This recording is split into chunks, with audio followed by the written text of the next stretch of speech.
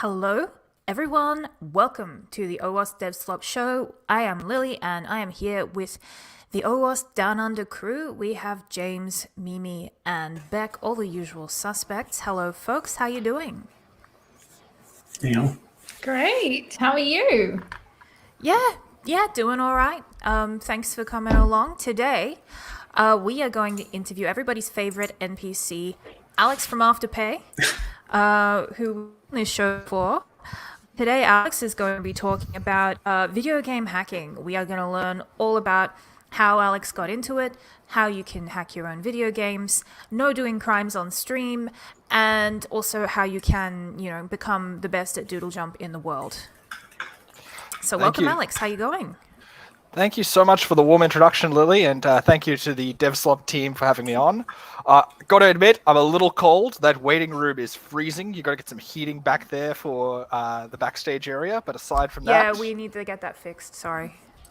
It's okay. Constant improvement. We're all working on it. But I'm very keen to spend some time today talking about mobile game hacking. So we'll have to keep it. Hell yeah. A bit more limited in domain because video game hacking is real tough, but we'll touch on it. Great. Yep. Well, you have prepared slides. Love me some slides. Everybody's favorite thing. Big fan of slides. Yeah. Especially Alex's slides. They're beautiful. Let's have a look. What do we got? Just attempting the full screen button here. You can do it. If only Everybody we knew how can to see use bookmarks. technology on this show. Like, how many engineers does it take to operate a slides? Oh no! You got Sorry. this. I believe in One you. sec. Okay. No, I don't know this. What's the keyboard command on Mac? Is it Command Enter? Is it? I don't know. I have rectangles, so I'm not sure. Is this where we troll you and say it's Alt F4 to get unlimited lives? I think that's the solution. I think it's Command F. Command F. Okay, off to a good start, team. No, Command F is. That's like just it's, fine. Find. Yeah. This is fine. Cool. We We're just gonna believe go. in you. Yeah, We're let's gonna go with. We're gonna go with this for the time being. So, thank you for having me on. Sorry for the bumpy start. We'll try our best to go from here. You're all good. Mobile game hacking, all good. Using computers, a little bit more tricky. Okay, quick So disclaimer. So this presentation is intended to provide information around a select few components of mobile security. It's also not supposed to teach you how to use computers. This presentation will make reference to game engines. It should be noted, though, that techniques will be shown to interact with these engines in a non-standard manner. But this isn't necessarily a reflection on the underlying security of the engines or platforms. It's more just a quirk of running games on a mobile platform and what that opens you up to. Furthermore, the author intends for this information to be used to help people design defense and depth controls when building mobile game and applications. Don't use this information to cause damage. Yeah, the author is me. Do not use this information to cause damage to game publishers or other parties. And one final one, any views expressed in this presentation are the views of myself personally and not the views of my employer. Who has a cuckoo clock? Amazing. That is mine. That is mine. That is Really, you just incredible. came in at the right time. It was good. It's quality for the disclaimer. I Clock also is late, I think. yeah. But do you mean it? It's a manually wound clock. That's so part of its charm, I think. yeah. But I will say that I am feeling adequately disclaimed right now. I feel like I'm ready to go into this conversation being adequately disclaimed. Data Pusher says he thought it was a soundboard effect. Okay, here we go. Let's give it a crack. So, some objectives for today. We want to understand why mobile game hacking is a good way to get into information security, or I've used the hip cool kids term, InfoSec. Understand how game engines work at a high level. Understand a bit of what decompilation looks like in the mobile game space primarily. Understand some common attacks against mobile games. And then understand why video games and mobile games are such an appealing target for attackers.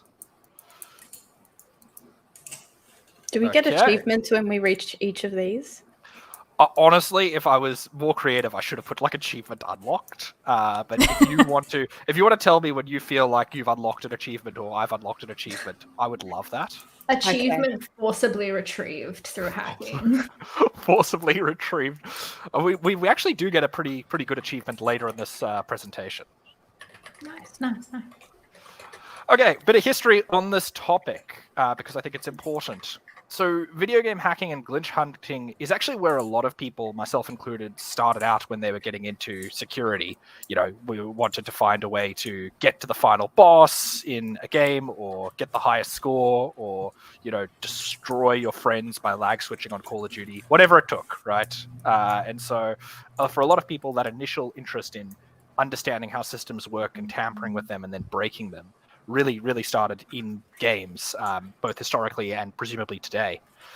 I grew up in an era where console and PC games were the primary medium, which are a little bit different and have their own sort of unique properties, similarities, and differences, which we'll get into later. But I suspect today mobile games are what the next generation of, you know, future hackers who take a similar path into infosec will begin tampering with.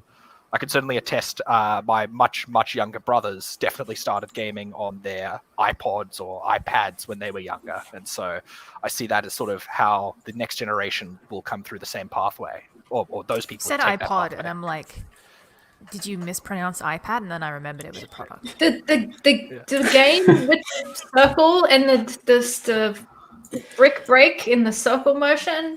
What a boss. Yeah. I That was a remember. Yeah. I was thinking like the iPod Touch, like the mini iPhone thing. I got an Apple Watch recently, and it has games on it, and that is the worst and the best. Anyway, This presentation will not contain watch-based game hacking. That is a topic I'm somewhat knowledgeable about. This topic, that should also have been in the disclaimer. There's a lot of people who are absolutely amazing at this. This is really a primer more than a masterclass, because there are some absolutely amazing people out there who are far as you're far more aware, talented. everybody in InfoSec knows everything all the time, and if you don't, you're not a real hacker. That's correct. It's true. Yeah. I'm gonna take the not a real hacker card in this case. I know enough to be dangerous. Okay, last note on the history and just some general things to remember. Mobile games actually present an interesting hybrid between closed source, which is what you get in console games, where you can't just take apart and disassemble the code, and PC games where they're kind of running on your PC, and so you have full access to it because it's your machine. And so it lives in that middle ground where it's not as difficult, in my opinion, as console game hacking, but is slightly more difficult than most PC games. When we were discussing this earlier, Alex, we spoke about you including some graphs. Where would this sit on that graph? Like, do we have?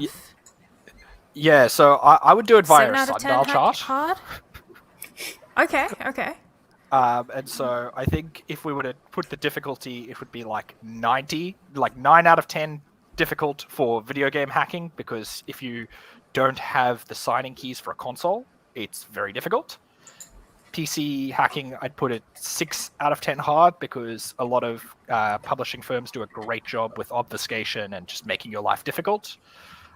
Mobile game hacking is probably 6.5. It's maybe slightly more difficult to learn, but once you've sort of got the hang of it, it probably drops a little bit, because that same tooling that exists to deal with PC game hackers hasn't quite made that jump in evolution yet. Cool. Thank you. Okay. Gonna move on quickly. Any other questions just around the history of this topic or video games in general? I just want to make a statement. Back in my day, we had Snake. And when Snake 2 came out and you could go through walls, that felt like hacks. That's all. Carry on. It's like Portal, but for Snake. Yes! If you follow this presentation closely enough, I think you too could go through walls in Snake 1. What? I feel That's like a bold you can live claim. there. Yeah, I'm living dangerously, but What? we could get there, I believe. Okay, No, we'll see. I want to do just a quick primer on ARM assembly. You don't need to know ARM assembly to understand this presentation. We just want to do a couple of quick tidbits. So it's different from your conventional x86 instruction set. That's because different physical CPU chips use slightly different instruction sets. Mobile phones use the ARM instruction set. There's a lot of overlap in instructions, but there's also a lot of differences. Probably the key thing to note about ARM assembly, all instructions are 4 bytes. The jump command is roughly equivalent to the branch command, which, if you're not familiar with either of those, is similar to like the go-to command in coding languages. And so it's basically how you manage flow control, go from one block of code to another. Branch does not, unfortunately, have a fixed instruction code in ARM assembly. You have to instead calculate it based on where you want to go. So it's a little bit tricky. There are some links on the slide deck, and we can share those, or you can just Google branch hex calculator and ARM to hex calculator if you're needing to patch any ARM assembly, regardless of what. These things come in very, very handy. All you need to remember, though, is if you want to jump from one function to another, you use the branch command, and it's just a pain to use the branch command. That's as much assembly as you need to know for this presentation. Thank God. I'm getting flashbacks to like back in university when I had to do Motorola 68K, whatever it was. It was so long ago. I had to write like little programs that would write every single letter. Maybe I should have paid more attention. This is the old wasp geriatric show where we're all just like, I remember when we had to manage every. I dream of a world where hackers won't have to know assembly or ARM assembly, but I'm being realistic. Unfortunately, I think we're just all gonna have to at some point learn some amount of assembly. I certainly wouldn't claim expertise. There are some people who like it, so I don't want to shame. I've heard that. Honestly, I'm just glad that I don't need to like actually do things with sand, like sand computation. Like I'm glad that the abstraction for me is assembly. Could you imagine trying to get like, yeah. No more needing wire memory cores, huh? Yeah. Yeah, exactly. Like I'll take assembly any day, so. Yeah. Tell us more, Alex. So let's talk a bit about how games are executed on mobile. So just to frame where we're going with this, we're just going to cover a couple of topics around how things work so that when we start breaking games over our knee, we know what we're doing and what we're breaking. So I want to talk about 2 different kinds of execution. You've got native versus console native ported. So some games are specifically built for the mobile platform in the specific language. So that's going to be Java or Kotlin in the case of Android, and it's going to be Objective-C or Swift in the case of iPhone or iOS. And so a lot of games can be built, purely for their platform from scratch, native code, highly performant. But a lot of games either follow a cross-compilation formula where they're built in one language, think something like a React Native, where they're built in one language and then cross-compiled to both mobile platforms. This is easier to maintain because you've got one code base in one language. So a lot of people do this for their mobile apps. A lot of people do this for their mobile games. Then there's a third category, which is probably the most common, which is some mobile games are built using existing game engines that were not originally designed for mobile, but have come a long way improving. Things like Unreal, Unity, Frostbite, many, many more. Those were 3 names picked at random, not by quality. And you will, see all of these sort of engines, and they're going to be compiled in C, C++, C#, and a number of different scripting languages, and then cross-compiled down to the platform. And so there are some key differences. For the sake of this talk, we're going to be focusing primarily on the third category. It's generally because it's the most common, and in my view also has the most similarities to other types of game hacking, and so the principles can be extrapolated. Alex, just to confirm, it sounds like this is similar to building native, just normal apps, either for web or iOS or Android, and then alternatively having something like Cordova to publish your mobile app across different platforms, but then also on the internet. Is that a good business app analogy? Yeah, I think it's a great analogy to a business app. You know, if you want to build something once, maintain one sort of code base, and put it on all the relevant platforms, it makes a lot of sense, in my view, to do that. Sometimes, if you need to squeeze the maximum performance out of your platform, though, it may be less optimal. But certainly from a ease of delivery point of view, for the same reasons, Cordova has huge advantages. React Native has huge advantages. There's a number of platforms that we could name. You would likely do the same thing in the games department. Yeah. I was just going to say the cool thing about these kind of engines and the reason why they're getting more popular, and I only know this because I used to make games, you just code it once and then you publish it to pretty much anywhere. But on top of that, you can get integrated analytics just straight into your projects. You can publish directly to the App Store and things like that. So I think I think they are going to become more popular, especially among indie developers, but then also potentially easier to break. So, yeah. No, I don't fault game publishers at all for using game engines. In fact, I think any other decision is a lot more work. And, as we all know, when we write code from scratch with no references and no embedded libraries for key things, we're very likely to make mistakes just because coding is super challenging, especially when you're doing it all from scratch. Just quickly switching over to how some of these game engine ports work, or mobile game engines that are cross-compiled. Generally, the core game engine gets compiled natively down to the target platform. So that's going to be the engine itself will get compiled down to Swift, Objective-C in iOS, or Kotlin, Java, some sort of JVM blend for Android. And then the components of the game get compiled to an intermediary language. It's very often .NET bytecode, but not always. You then see the application get signed and deployed either to the App Store or the phone. The application gets opened for the first time by the user who's super excited to play a game. The core game engine, which is built in the native language, launches.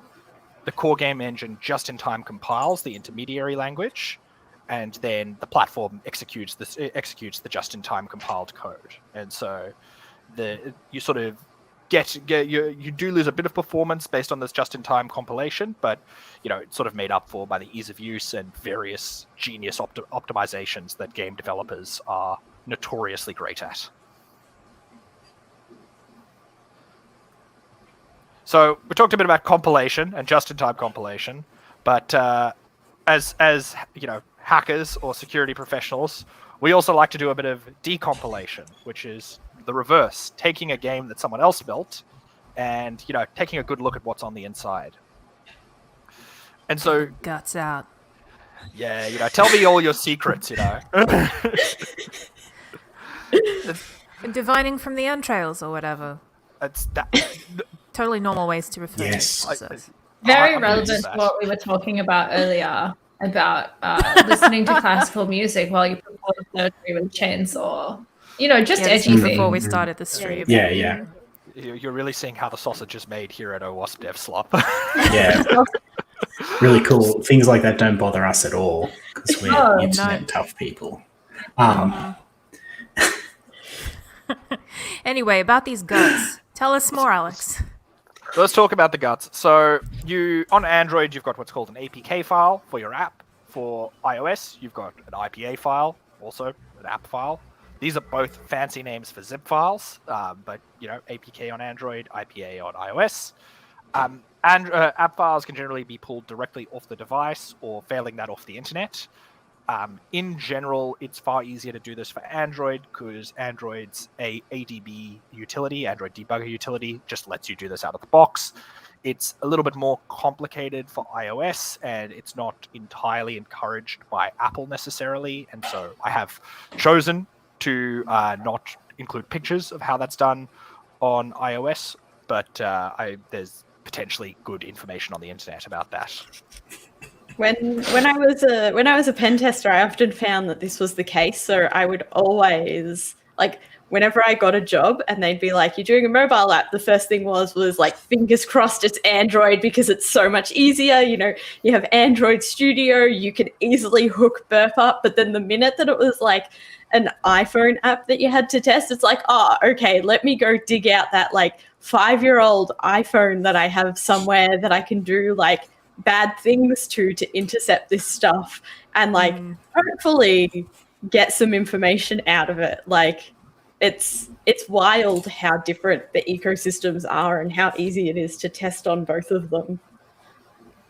Yeah, I would say that Android is probably probably closer to the PC game hacking experience, where iOS is probably closer to the console game hacking experience, just for a number of reasons around the way they get compiled and the way it gets handled. And so I think there's huge merits to sort of getting to learn about both and investigate both methodologies, because it helps you improve as a security professional and a tester to take on those different challenges and learn new things. Do you think there's any security like pros and cons to having an open ecosystem versus a closed ecosystem? Like, do you think having a closed ecosystem makes products more secure, or does it just not really serve as much of a barrier to people? It's difficult to say in this. So in general, I think an open ecosystem is better. In this instance, it has, from my view, worked really well in the iPhone App Store's favor, in the sense that it is a higher barrier to entry to learn how to pull these apart, just by choice of platform language and by choice of the signing process with the centrally managed keys. Yeah. And so I think in this case, it's probably the first innings of mobile app security, if you will, is probably in iOS's favor. But how that plays out over the next 10, 15, 20, 30 years is unclear to me. Yeah, interesting. So once we manage to get our hands on an IPA or an APK, actually, life gets a lot easier, because, as was pointed out to me, these compressed files, because they're not from the right region in France to be called a zip file, these compressed files do contain the source code that you can reverse compile. And so, in the case of an APK, that code is going to be able to be decompiled back to something resembling Java-ish with a decompiler. I tend to use JADX GUI just because it's really easy and works pretty well with Android apps. For IPAs, I tend to use IDA Pro as a commercial tool or Ghidra as an open source tool. I think I'm sure the other people on the panel or on the show today can probably provide more insight into the different pros and cons on the tools or other tools that I might have missed off that are worth mentioning. Well, IDA Pro, like the commercial. Sorry, I was just going to say the. I was just going to say we linked a bunch of them in the description. Yeah, it's looking super slick now. Like it used to have this super old school interface and the site also that I super appreciated, and they've gone. Yeah, they've gone pro, like pro to match corporate. The name. They have pro and I. Any minute now, they're going to have like pastel color themes and like abstract representations of like women sitting alone, laughing alone with a laptop kind of deal. I was expecting you to say a salad for some reason. Okay. Both. I think we could all agree, like the Hexray's website, which I hadn't seen for a few years, is definitely very modern compared to what it may have been historically known as. Very Web 2.0 now. They probably got all of the like yearly licensing fees in at one point, and they were like, "Oh, we finally have enough money to upgrade our website." In general, though, there's a lot of tools out there for decompilation, whether it be for Java or DEX files in the case of Android apps decompilation, or sort of native machine code or ARM assembly decompilation in the case of iOS files. These are merely suggestions, once again, not endorsements of any product, just commonly used products. But as you can see in the screenshot at the bottom, for an APK file, we kind of get some Java to read, which reading Java is a lot easier. Makes it a lot easier to potentially attack an application than having no code for reference. So that decompilation work is really fantastic. IDA, Pro, and Ghidra as well can do some sort of somewhat accurate decompilation to C and C++ for some of these codes. For some of these disassembled codes, which is also amazing. I don't know how they do that, but it's incredible that they are able to take ARM assembly and sort of put it in a more abstracted language. So it makes it a lot easier to work with these work with these mobile apps and attack these games, or find security bugs in these games when you can actually understand how they work. The other advantage that comes with having source code, even if it's decompiled, is you can scan that source code. So I take no credit for this idea, though I wish I'd thought of it. But on July 7th, 2022, Marco Ivaldi, I do apologize if I've butchered your name, Marco, published some amazing research on using static analysis tooling to scan decompiled binaries. Marco's work was primarily based on static apps for thick clients or machines, but realistically, there's no reason you can't use the same technique on mobile applications. So decompilation, then static analysis of mobile apps is, is a pretty big win and a pretty easy way to catch some bugs that without having to do a whole bunch of work, right? Drag and drop the file into your decompiler, press the semgrep button, and win that is some efficient hacking, is all I will say. Do you think, Alex, that the reason this has started to become something that we're seeing in games and maybe more in mobile apps is because, I hate to say it, because DevOps and that whole shift left has become more accessible and discussed online. It's easier for developers to be oh, we can push our mobile game through the build pipeline and put in security scanning. And do you think that that's had some force on the fact that now we're having people start to do this, or start at least researching how to do this?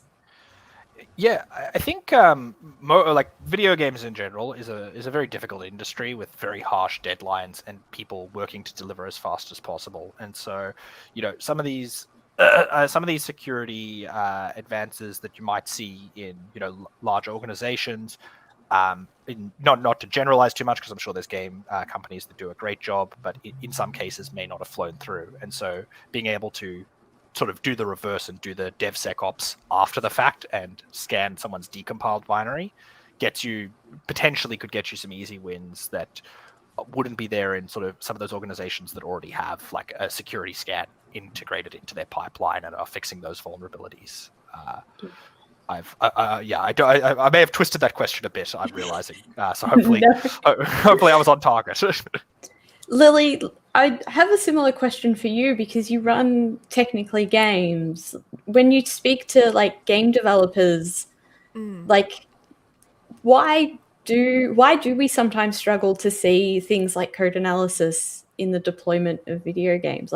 What has been the things that you've heard? I feel like Alex has touched on them, but yeah, look, I mean, I also am not a game developer. I've just been involved in running a game developer conference for a little while and have spoken to a lot of game developers through doing that. So I feel like I am going to misrepresent people if I start to speak. So this is all the caveat of hi, I'm going to generalize.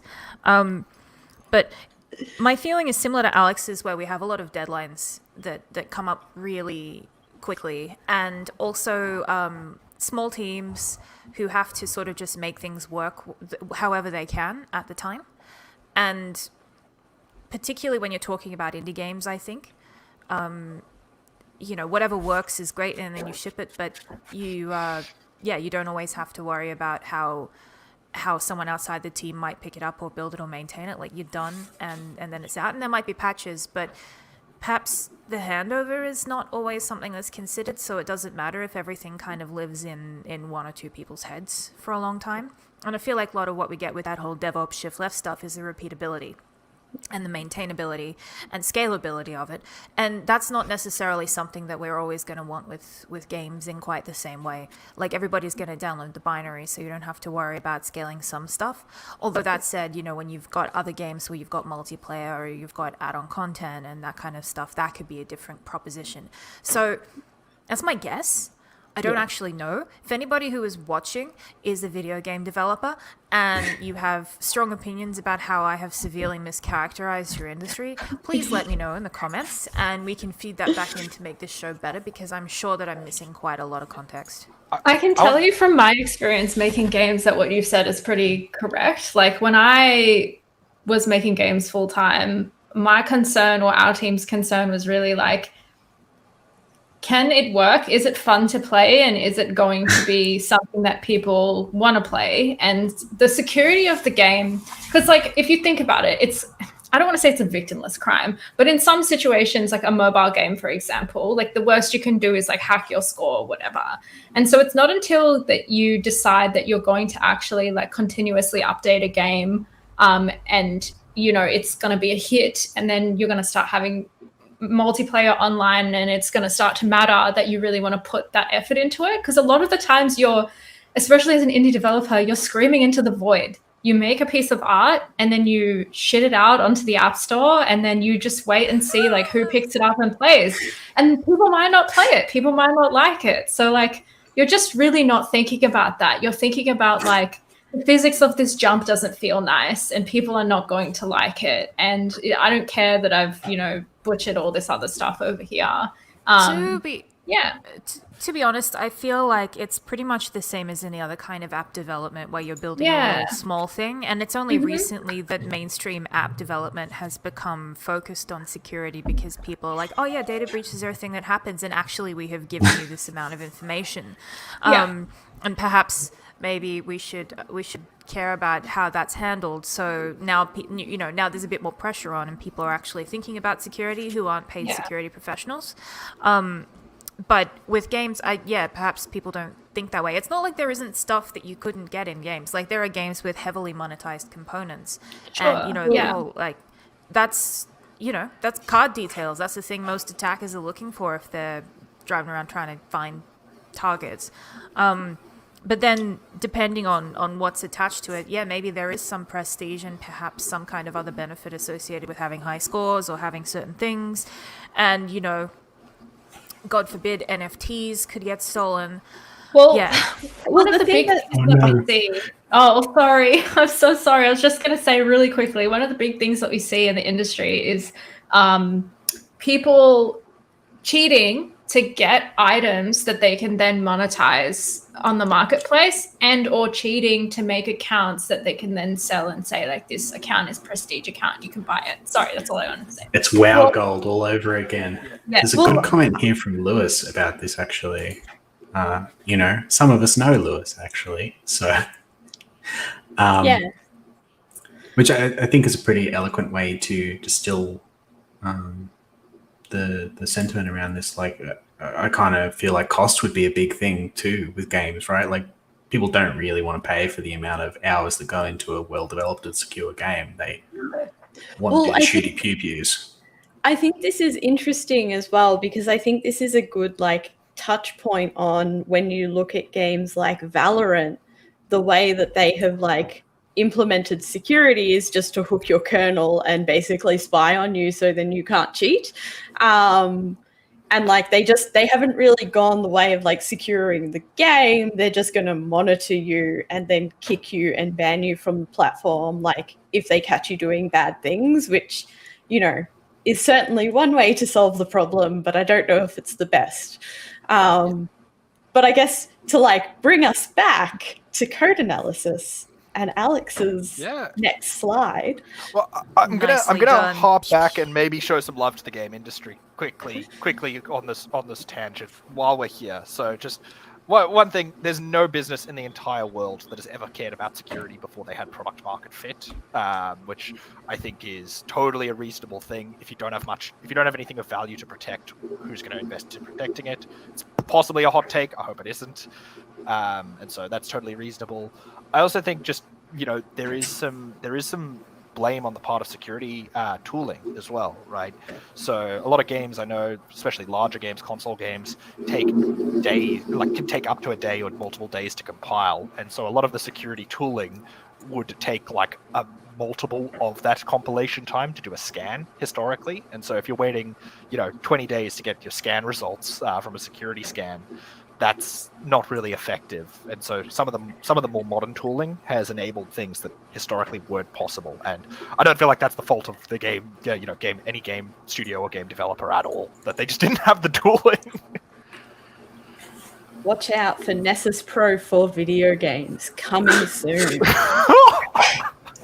Oh god. Oh, okay. I wanted to, speaking of tooling, dynamic instrumentation. Now this is the coolest thing since sliced bread. Frida is my dynamic instrumentation tool of choice. Personally, it is amazing. If you haven't played with Frida before, you're doing yourself a disservice. It's so much fun. So Frida allows you to dynamically modify what code does at runtime. If that sounds crazy, it's because it is. So Frida lets you basically go in and say, hey, this function that I found in my code analysis here, let me just rewrite what this does dynamically, and let me change it again and again and again, and let's add some new code. It is... Frida's the best. I could write a love letter to Frida. I probably will. To everyone who worked on developing Frida, just from the bottom of my heart. Pretty cool. Oh, it's so good. So, in the context of games, though, it's a fantastic tool for testing games, as you can change all kinds of things. So, function definitions, you can change variables that might store your score, or velocity that you're moving at, or health. If you're not very good at video games, changing your score, velocity, and health are definitely things that come in handy. So, I might pause for a second because I think we might have had a question. Yeah, so we had Hex He CSV. That's the best that I can do with this. I'm sorry. But they asked, what's the difference between security in the game and cheating? Sorry, no, we had an anti-cheating, yes. So that is a great question, and it should actually be pointed out that some of the anti-cheating tooling that game studios have used has been adopted by security professionals after the fact, so shout out to all the amazing work that's been done there. I'd say the primary difference between anti-cheating and security is impact. There's probably a Venn diagram where cheating has an impact in the real world, but I would say if you could cheat, so for instance modify your velocity, and all that does is gets you bragging rights, that's probably not a security issue. It's more of a cheating issue. Whereas if you could cheat in virtual currency and then trade that for monetary gain or exploit someone else, that's probably closer to a security issue. Or if you can go back to the actual underlying platform and attack that, that's probably closer to a security issue. So for a lot of the examples here, we probably do more cheating than we do security hacking. Just from a legality point of view, I can locally cheat, whereas if I try attack a real game studio, that's a crime. But it's a really good call out. No crimes, I'd say, please. if you look at your CIA triad, so your confidentiality, integrity, availability, if you're able to have meaningful impact on any of those three aspects of the application, it's a security issue. It may also be a cheating issue, but it's definitely a security issue. Yeah, and cheating can be one facet of that, right? Yeah, well, I was just thinking about, like, if you go back to the example of, like, competitive online gaming now, if you are able to cheat, you have a large impact to integrity, which can have an impact to, like, how much money you're going to win from the pool, and things like that. I think there is also, like, an unspoken confidentiality aspect to it, because, like, if you have strong association with your online gaming account, and I think this is like a very big WoW thing, where it's like if you have strong identity within the WoW community and someone's able to like steal your details or something like that, get your billing information, that has another impact, but that's not necessarily cheating. I think it's an interesting one to look at from the point of view of the CIA triad, because I think when most people think about hacking, they think about confidentiality first. Like, cool, somebody has access to see stuff they shouldn't have access to see. Like, most data breaches fit that, and that's, people pretty much understand that. And that's not really what we're going after here. It's the integrity and the availability aspects. And that is more interesting from a game cheating perspective. You're either knocking someone offline, or you're getting the ability to do stuff inside the game that you wouldn't otherwise be able to do. And that's, I think, maybe what makes it harder to define is because it is on these other two axes more heavily than a lot of other security things that people think of first. Yeah. No doubt. Yeah, it's a great question. There's probably this gray area, but I think that a point about the integrity being where what we primarily affect, and availability to a lesser extent, is spot on. Speaking of integrity, the OWASP DevSlop team has been working very, very hard. We have been grinding Doodle Jump, and so with the power of our good friend Frida, we have actually managed to get #1 in the world at Doodle Jump, which we're pretty proud of. So we're just going to show you a quick clip. Nice. Apologize for the bad recording. It's difficult to show Frida running and thing. As a quick note, no attempts were made to interact with the server side of Doodle Jump. That would be a crime. There is sort of evidence on the laptop if you want to go check. This is all done client side. This is probably closer to cheating than it is hacking, but it uses the same principles that you may choose to use to uncover a security defect. Once again, no crimes, please. I don't know why, but there's a part of my brain that's like, Doodle Jump actually would have a server somewhere. Yeah. Yeah. Yeah. I can confirm there's a server. Anything with a leaderboard, you got a server. Oh, Yeah, God. This looks like hacking. This really You got looks a like door, hacking. you got a gym. All it's missing is the sandstorm in the background. So Yes. I can You're do missing that. the green terminal as well. Like, we've got those two key components. That's how you know it's not hacking. There's no sandstorm. There's no green terminal. It's not crimes. No one's I wearing think we a just hoodie. spoke over the important part of Alex's Yeah, can you video. do it Really again? sorry. We all got no, that's distracted. okay. I'm gonna break it down in slow motion like a sports Good. commentator. Yes, So- please. Brilliant. Can you do As the you can sports see- commentator voice? No. You've got the right Okay, headphones fair for enough. it. You know what? I'll be a good sport. I'll try it. So as you no, I tried it for a second. Couldn't get it done. It was a good attempt. It was a good attempt. Thank you. Okay, as you can see, the OWASP DevSlop podcast is the greatest Doodle Jump player of all time in the world ever. So congratulations to Look at everyone on the those podcast. pathetic other pods. Yeah, Stupid. We're the Yeah. best. they're rubbish. So I'm going to rewind the play-by-play here so that we can see how this happened. So we've First got of all, it's a mostly sunny 19-degree day as you're doing this. Yeah, we inspected the pitch. Made sure it was grassy on top. It was good. I'm actually not going to make cricket. I'm not going to make cricket jokes. That probably doesn't go well to any audience outside of Australia, England, New Zealand, India. Outside of the Commonwealth. Yeah, outside of the Commonwealth, basically. Okay, so we've got a function here called get high scores task, which has some server-side interactions, has some client-side stuff. And what we're going to do is we're going to tamper with that, and we're going to replace the method, the input string for that, with our own custom input string using Doodle Jump's proprietary back-end server communication technology that I reverse engineered, which is, sort of bar lines and data start, data end. So if you look on the right-hand side of my screen, you can see the real data there that we're intercepting and we're logging. And so you can see that console.log score string plus test, because I've done some great variable naming here. And underneath that, you can see all of these scores. Alex being the #1 score is a coincidence. That wasn't actually me. But when we modify this code and we backspace out this commented out part that updates it, and then we re-execute it, when we call this function again, it now starts returning the OWASP DevSlop as number 1 and all other pods in number 2.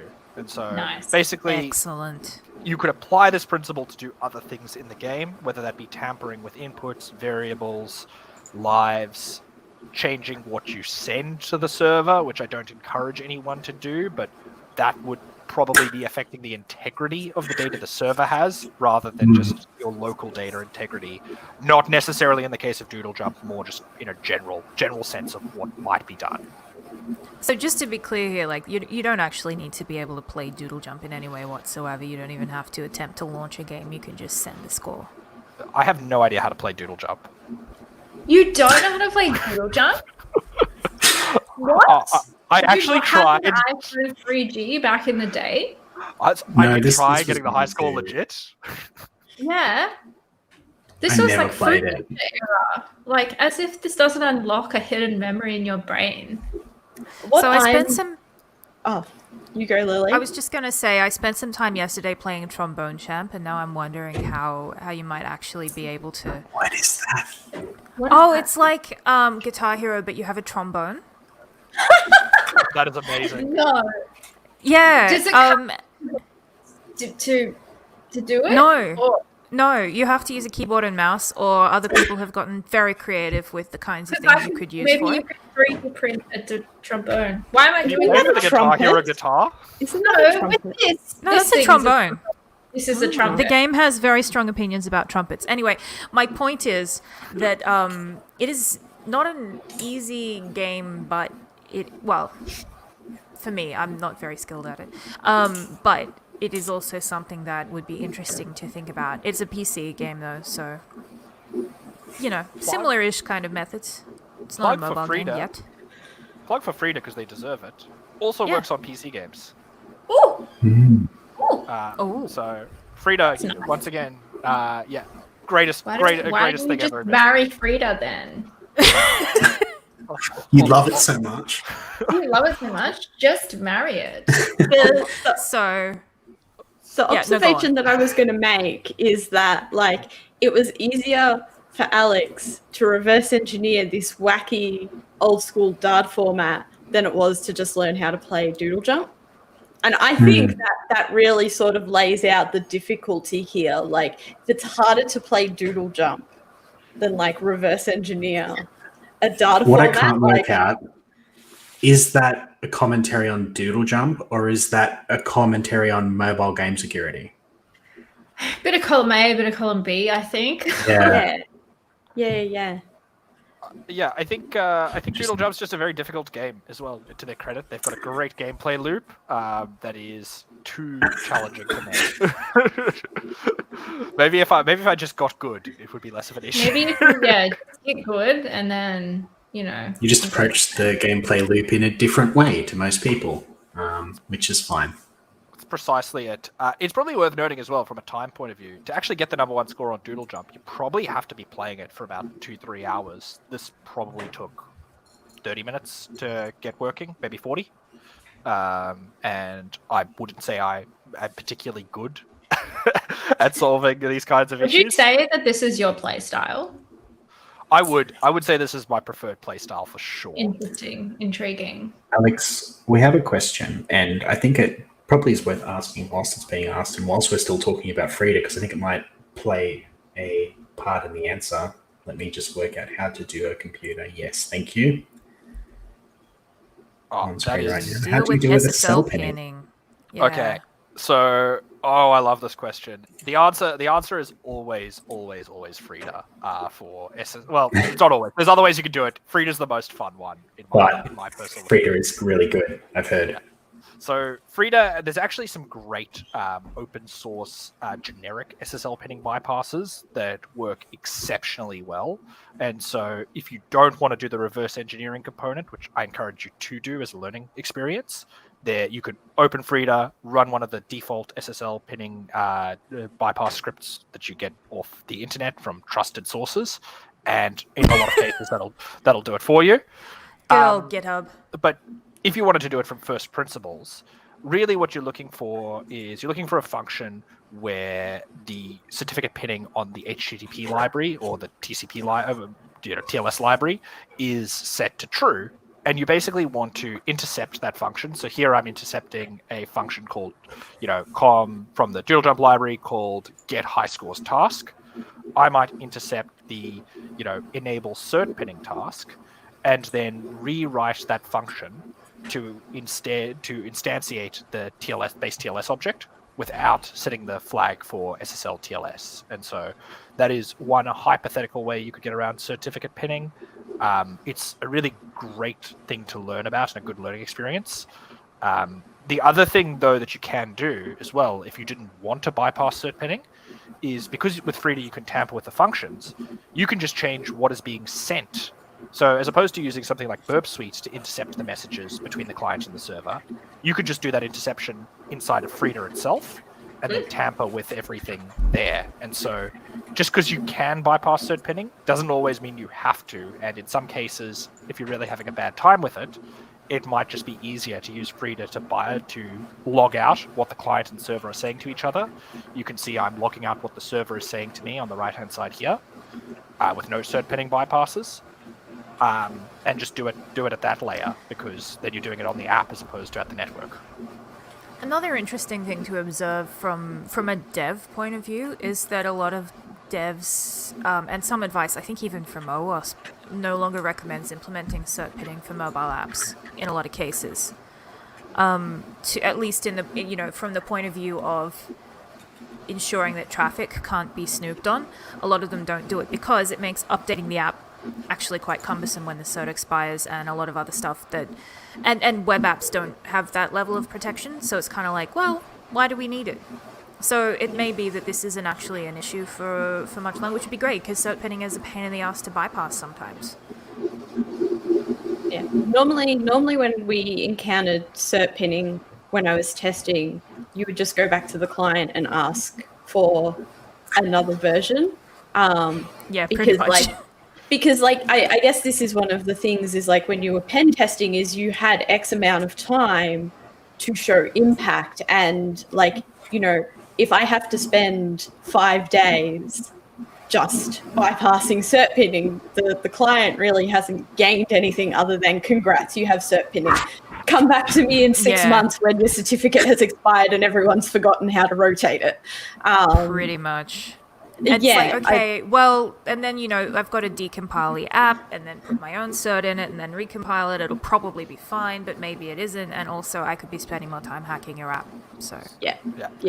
I will say Frida does make that experience less bad than the decompilation, recompilation process you outlined, because that was pre-Frida, that was miserable to do.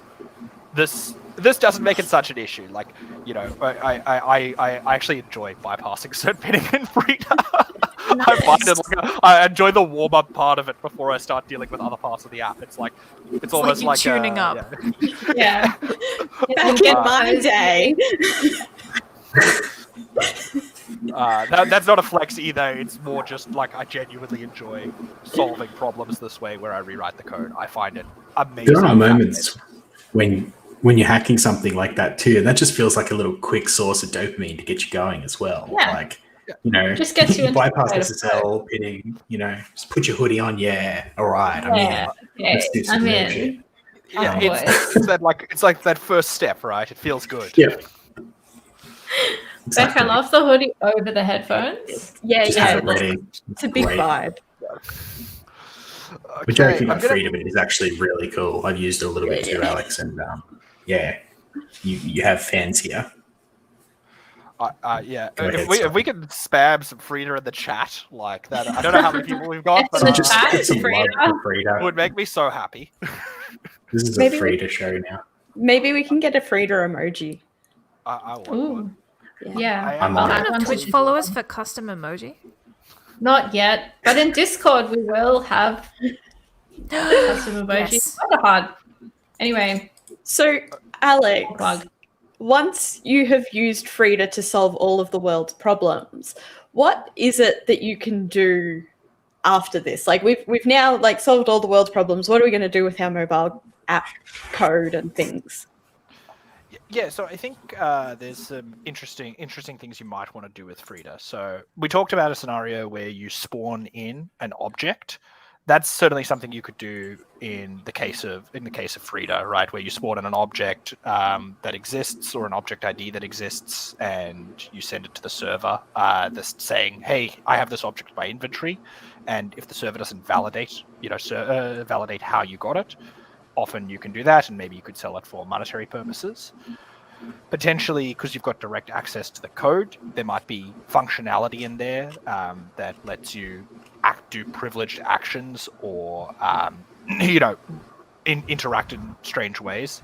Additionally, if you bypass SSL pinning and there's a server side on the back end to interact with, that has all the same sort of issues that you might find in a web API. And so we'll touch on this a bit later, but there's no reason you can't find SQL injection or other types of attacks on a back-end REST API for a mobile app. And so Frida kind of gets you in the door and gives you this good understanding of how it works. Sorry, Frida and Decompilation give you this ability to tamper and understand how something works and play with it. But then if there's a server side to go after, or if there's some sort of sensitive functionality that comes from the client side, it's sort of laid out there for you. I am going to move on from this, but were there any more questions just on Frida dynamic instrumentation before I close up? Let's go. Okay, we're going to try zoom through because I'm time aware, somewhat. Okay, quick comparison with console gaming. So mobile games, simpler to pull apart than console games. I think we've outlined why that's the case in this case. Patching and tampering with console games is more challenging than the case with mobile games due to differences in signing key availability. So Android, you can basically sign Android apps with any signing key. iOS, you have to sign with a developer key, but it's, Apple makes that straightforward enough to do if you jump through the correct hoops.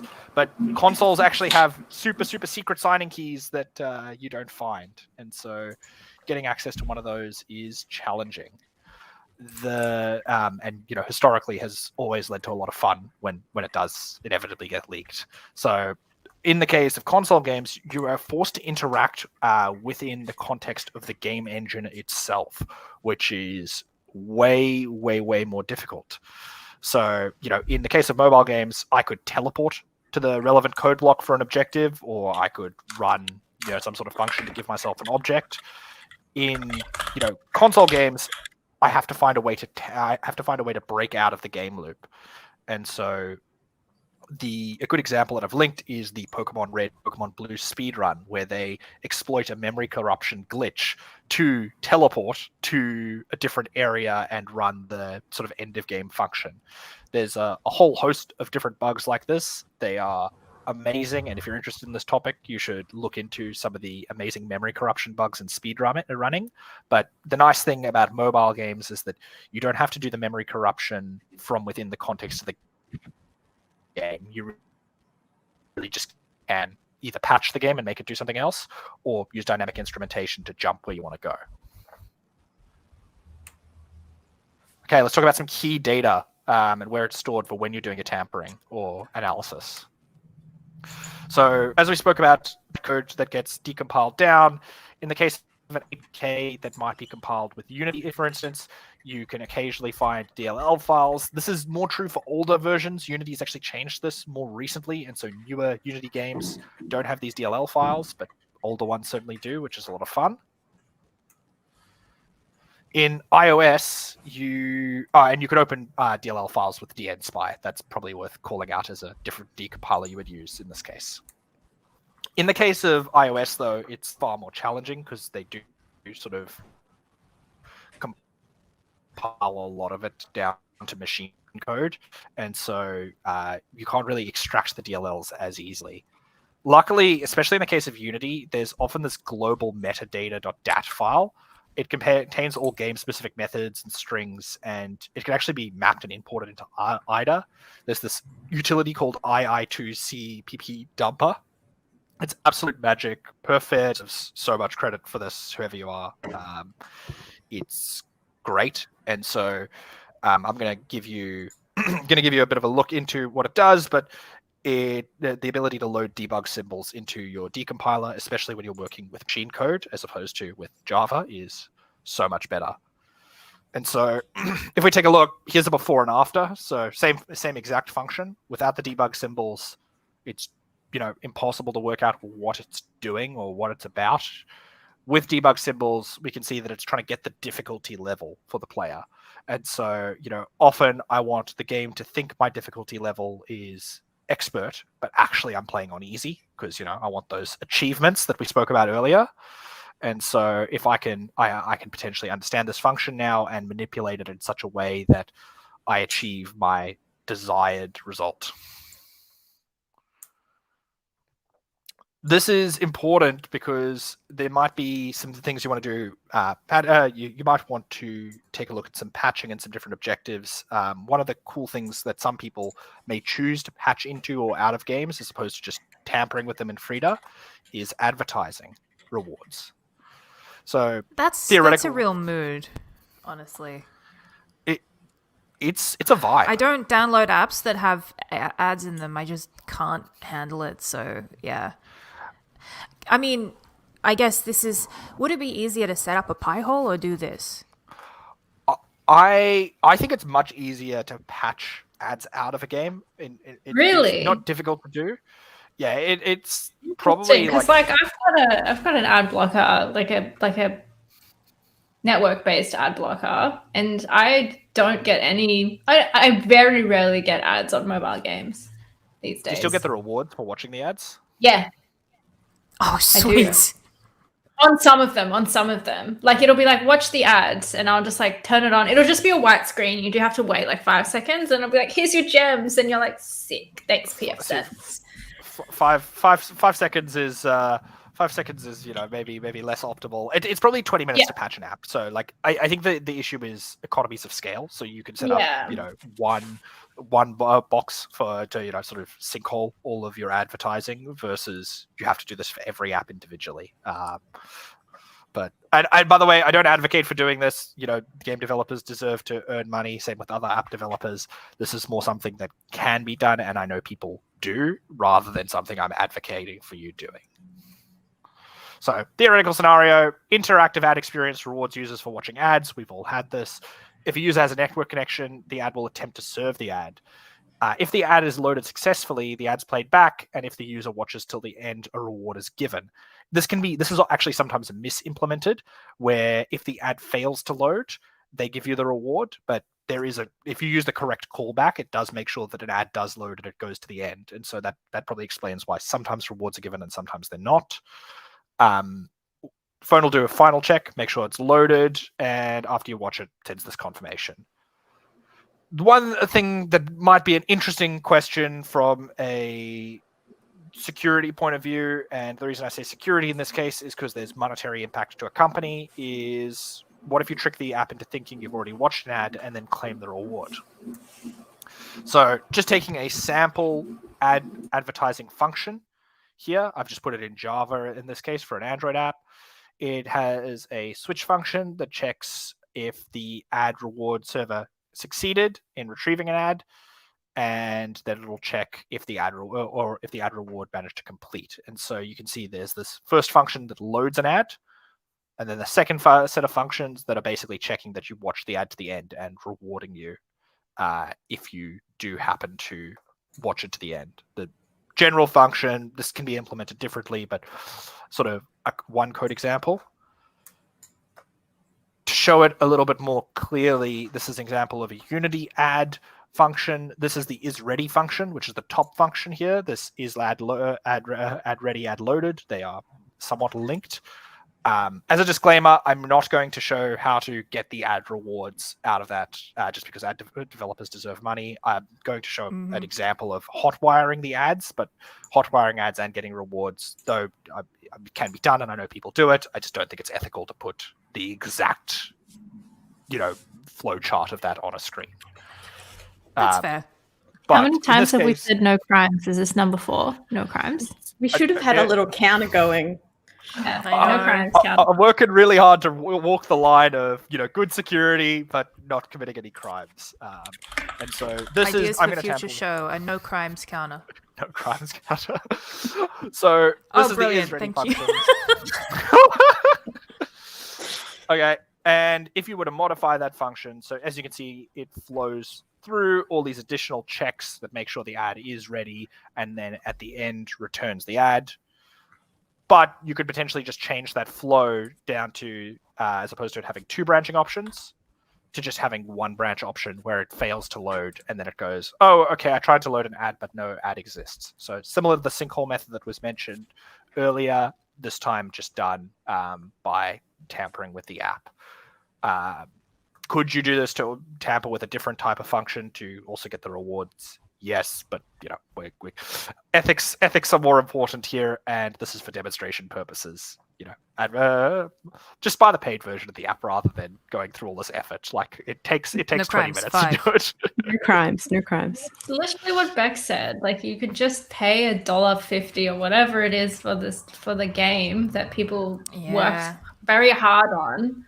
Like, I'm not gonna lie. I sort of feel like now I want to do this so then I can replace the ads with just ridiculous, silly videos in everyone's games. So like they're forced to watch like the He-Man version, like the He-Man Hey version for 20 hours, like, and there's just no escape. So like, is this just for everyone on your local network, or? I feel like, sure, I'm going to just do that now. Like, okay, watch out, everybody who lives with Beck. You know what would be an ethical way to apply the same principle, as opposed to skipping an ad like has been done here by not making it possible to load. Instead, wire the end of ad functions back to the start of ad functions. That way, as soon as you get your first ad, you get a never-ending loop of ads. That's one way to really support game developers, is to just wire up your game so that you only watch ads. I'm pretty sure that in and of itself is like ad fraud, right? Is that a crime? No, if you actually watch the ads. Like if you actually as a human being watch the ads, as opposed to like it would be a crime to like hook it up and run it as a bot farm, but I mean actually sit there and watch the ads and support your game developers. I don't no crimes number 6. If I put the cat in front of the ads, is that still ad fraud? Like I'm just trying to work out where, or like if I put the ads in front of the fish tank and the fish are watching the ads, is that I'm going to have to say you'll need to talk to a lawyer about that one. I feel like we might need to decrement the no crimes counter. Fish sentient. Next time show. On fish crimes.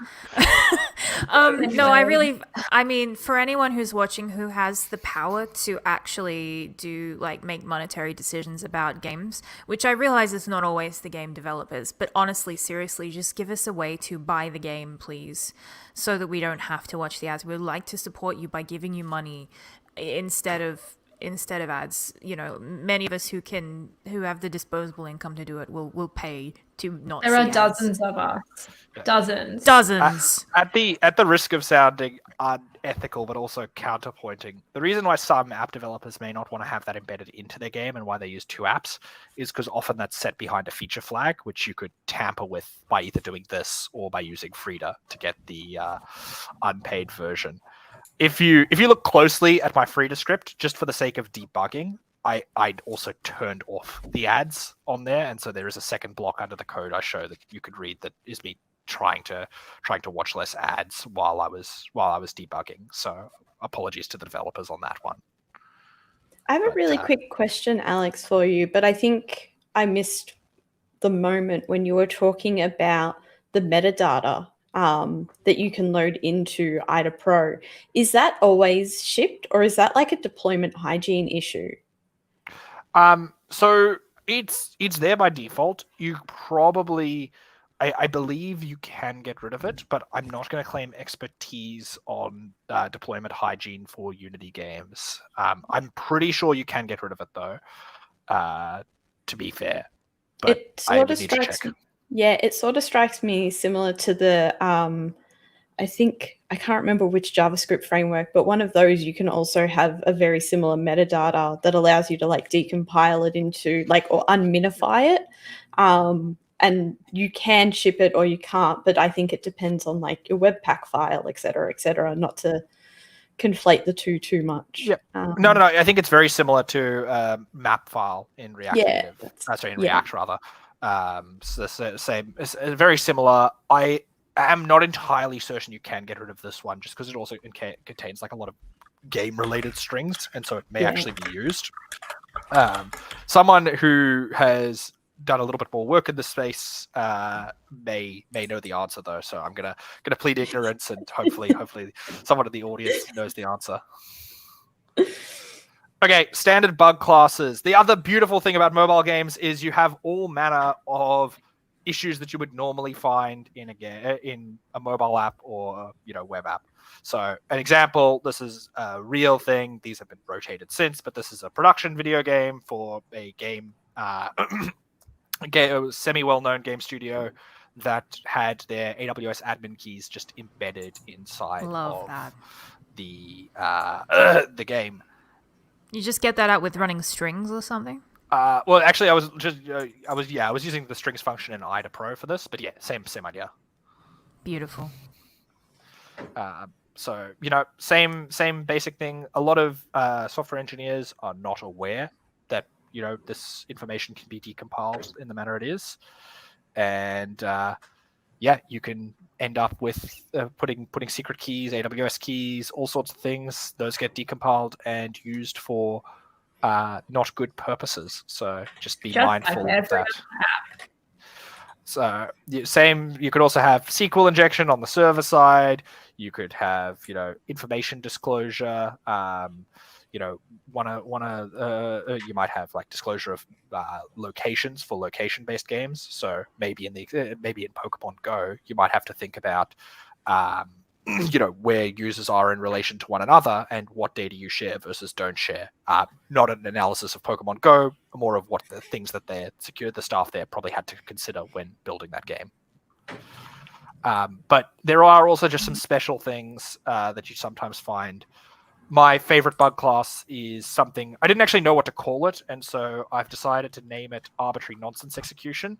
I love it. We're planning on getting the CWE allocated. Like I'm in discussions right now. We're going to see it. I think there's a genuine CWE here for this as well. Like it's quite fun. So one of the original ideas I had, as opposed to winning a Doodle Jump, I was going to play Mario and glitch my way through all the walls and get to the end of the level and like try break like a Mario speedrunning world record that's stood for ages by doing that, because that would be not cool. Or teleport myself to the end, something like that for fun. But when all the Mario ripoffs, not just one, but like all of them I ripped off, had found that were on various app stores, followed the same basic pattern of they would need like file permissions to run, which initially had me worried, but like I have a lab phone, so it was fine. And then I would see that they're like loading a PSP emulator, and then on the PlayStation Portable emulator, they were loading a NES emulator. What? And you could end up swapping, like if you just had file access to the system, you could swap any of these binaries and it would do crazy stuff. But I just didn't feel like patching a NES game was really in the spirit of mobile app hacking. Yes, emulator to Ducken. Oh, that's actually a better name for this bug class. Oh, you're welcome. That's great. Arbitrary nonsense execution was good. I think it's been displaced. Let's go with emulator to Ducken. But you saw like there was a lot of this random stuff where they were executing some sort of intermediary platform or emulator, not always PlayStation emulators, but always emulators, and then on top of that running something.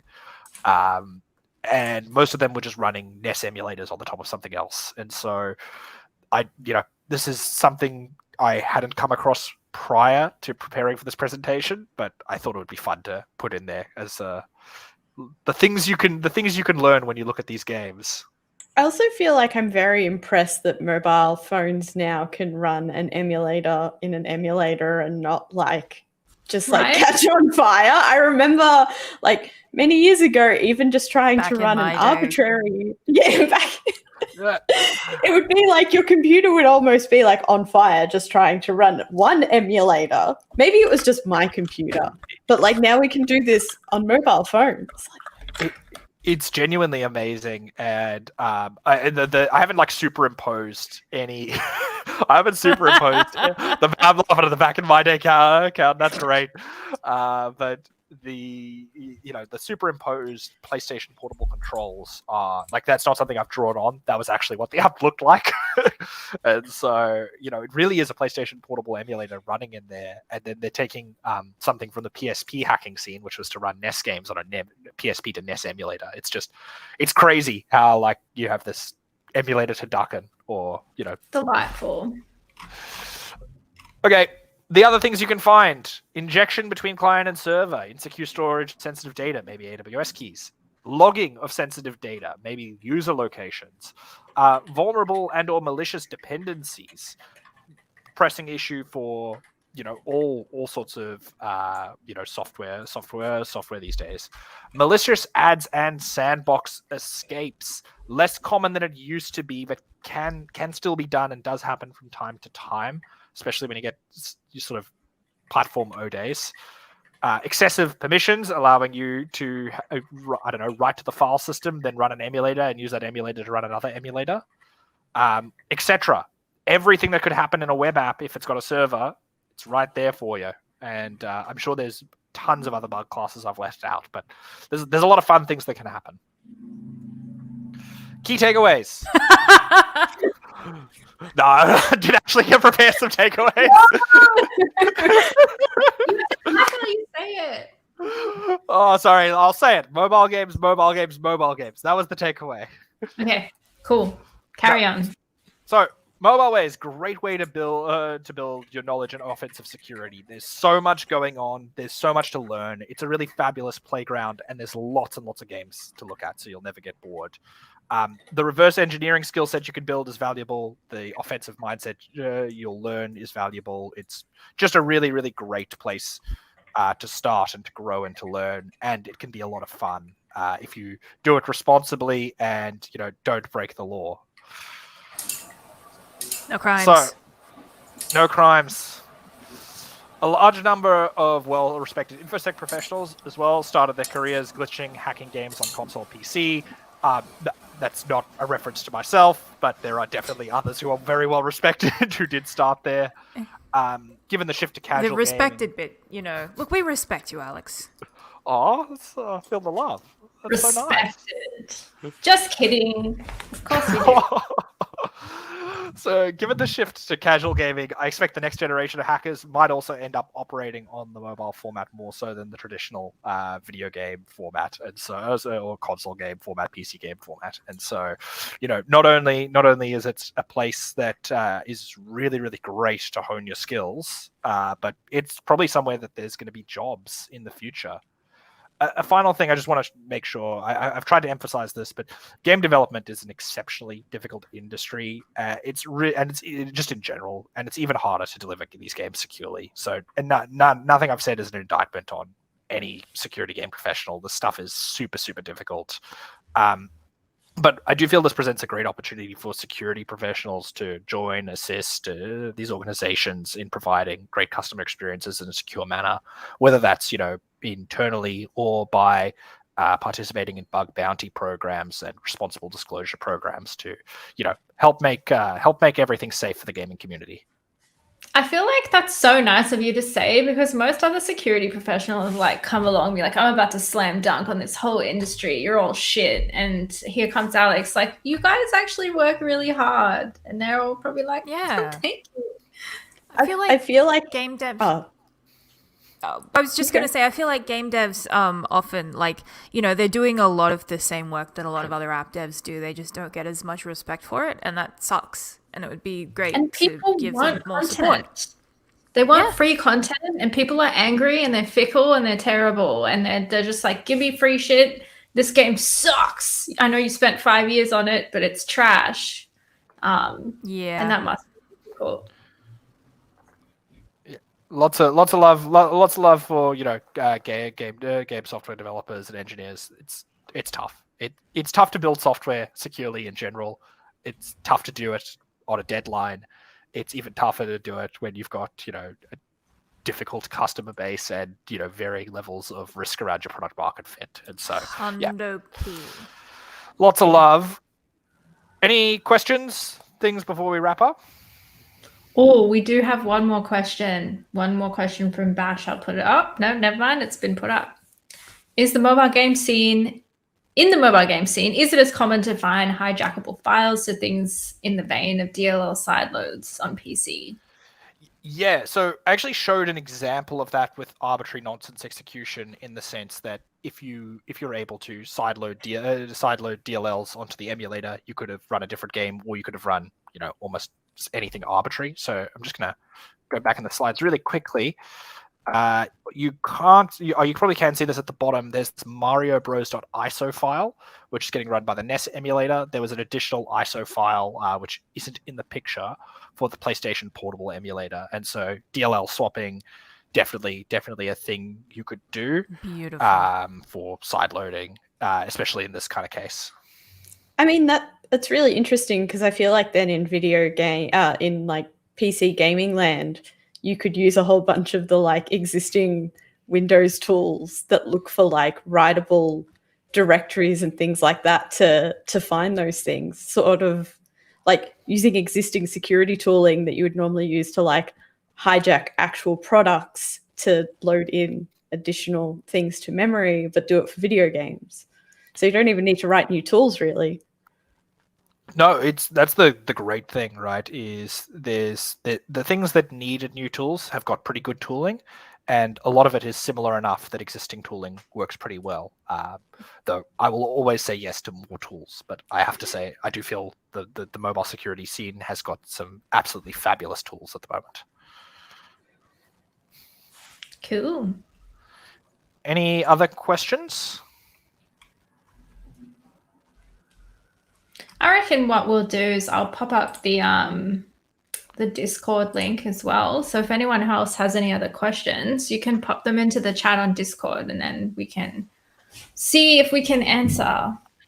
Okay. It's probably a good time to mention Pwn Adventure as well is something, a place you can start to learn about different types of video game hacking, not necessarily mobile game hacking. If you wanted to specifically do mobile game hacking reverse engineering, you can either be very, very careful and do things that only affect your local device, or potentially look for game studios that have responsible disclosure / bug bounty programs who are happy for you to, work within the parameters of those. Yeah, cool. It's Pwn Adventure 3, Pony Island, right? Pony Island. I love that. So is it like a deliberately vulnerable game? Or that Pwn Adventure is a deliberately vulnerable game. I don't think anything on the App Store is deliberately vulnerable. Oh, well, yes, obviously, yes. Well, hopefully. Hopefully, yeah. Cool. That's pretty exciting. Love to talk about mobile security. We've got, if there's questions, keen to answer them. I'm sure there's questions that are going to be too smart for me to answer as well. So You've done so well answering all our questions, Alex. Thank you so much. Thank you for throwing them my way. It's always a pleasure. Cool. Okay, well, I think that might be a wrap for this edition of OWASP DevSlop Show. Thank you so much again, Alex. This is it's always a pleasure to have you on the show. But this is a topic I'm really super interested in, so I'm glad that we got to dig into it and we got to get to the best Doodle Jump score ever. So yeah, cheers. Thank you so much for having me on. It's been an absolute pleasure, and I really appreciate the opportunity. Yeah, no Awesome. dramas. Thank you so much. And we'll see you all next time for the next show. Just keep up to date on Twitter, Twitch, you know the drill. It's all there. Socials Discord. will Join tell the you Discord. when stuff is happening. All the same stuff. So yeah, we'll see you all next time. Bye. Bye.